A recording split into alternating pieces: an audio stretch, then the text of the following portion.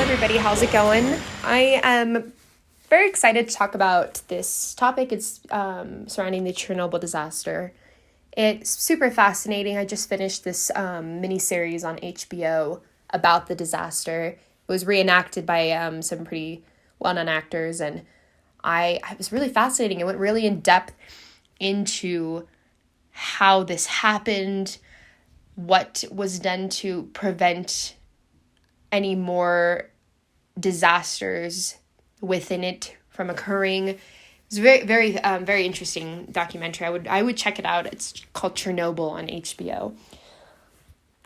Just kind of an overview of what Chernobyl was. Chernobyl was a nuclear power plant in the city of Pripyat, just north of Ukraine, or in northern Ukraine. It occurred early morning, April 26th, 1986. It essentially happened as an accident during a safety test on the RBMK type nuclear reactor. The number 4 reactor in the power plant is the one that exploded. The test was a simulation of electrical power outage, so kind of enacting or mimicking a power shortage or maybe a blackout.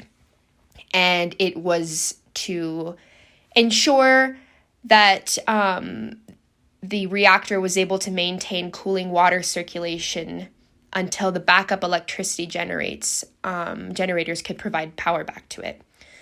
And it was interesting because 3 tests that were similar to this had been conducted in 1982. And all 3 of them failed. So this was the 4th attempt of this test. And this was also a test that was supposed to have been completed before Chernobyl could actually have been up and running. But the people in charge falsified the documents stating that they had all of the required tests completed to start Chernobyl up. So this was the 4th attempt.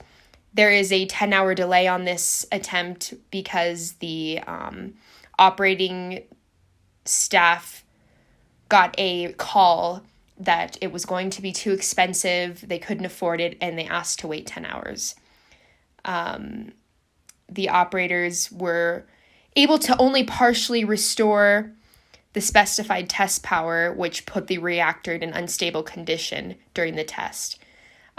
This risk was not made evident in the operating instructions, so the operators kind of had to proceed with the electrical test.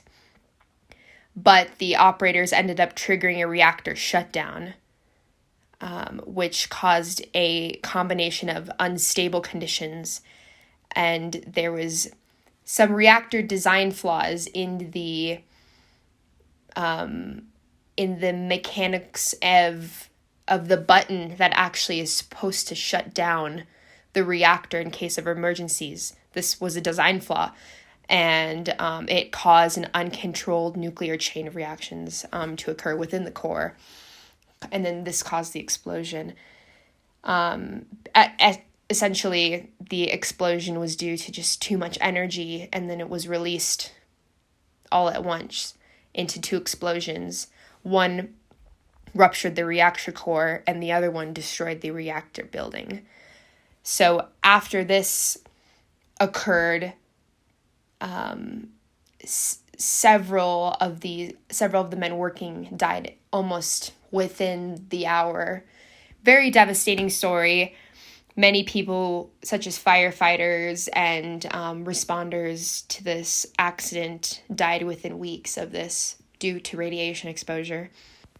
So within the surrounding perimeter of the Chernobyl nuclear power plant was created a Chernobyl exclusion zone. So covers an area of approximately 2,600 kilometers. This area would become strictly prohibited to humans entering and living in this radius. So for the remainder up until this day, that exclusion zone still remains and is still considered unlivable for any humans. And a fun fact about that, it's not a very fun fact, but because during the evacuation, they had such little time to pack their things, they had to leave all of their pets there and all of their livestock. And because of this, they had soldiers go out and shoot dogs and cats and strays, people's pets that were just left at the exclusion zone so that they wouldn't be eaten by other animals, spreading radiation. They were all very contaminated, so they actually had to get rid of them, unfortunately. But within the years,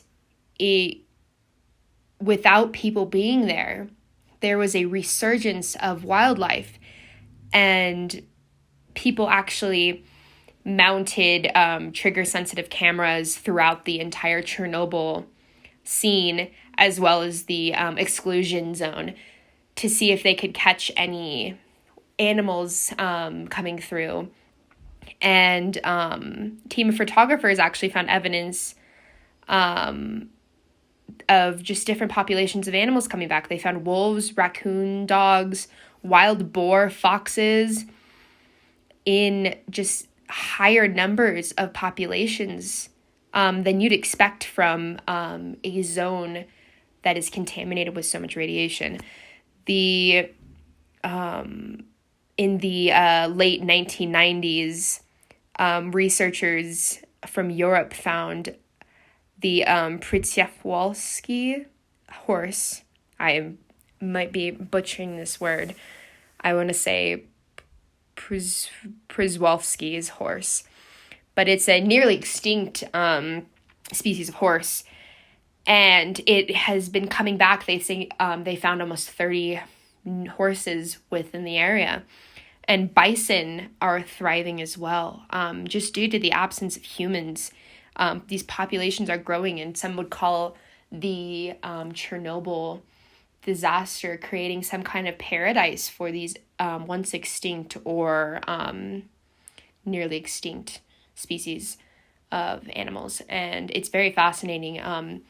Bears and wolves, too, are outnumbering humans around the Chernobyl disaster. So the few people who are still living outside of the exclusion zone are outnumbered by these resurgence of bears and wolves. It's pretty incredible. There's also a larger variety of amphibians and fish, worms, bacteria, even species of fungi are thriving within the radioactivity. And it's interesting, the animals are not thriving within the radioactivity. They are still developing cancer. Some animals are giving birth with which their young die within maybe a few hours or become deformed. But they are, in fact, growing in numbers, and with no human presence, hunting, colonizing, they're doing very well. It's interesting, and these species of fungi and bacteria are learning to adapt to this radioactivity and are actually dependent on it for survival.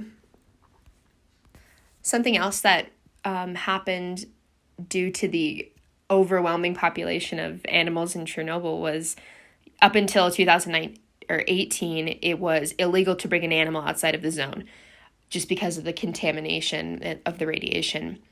But due to the overpopulation of puppies, you can actually adopt a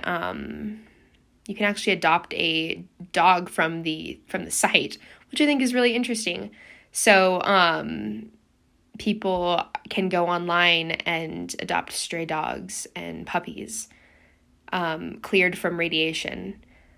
So they have to be observed and made sure that it's safe to give out to people. But I thought that was very interesting and a good opportunity for these animals to get a home.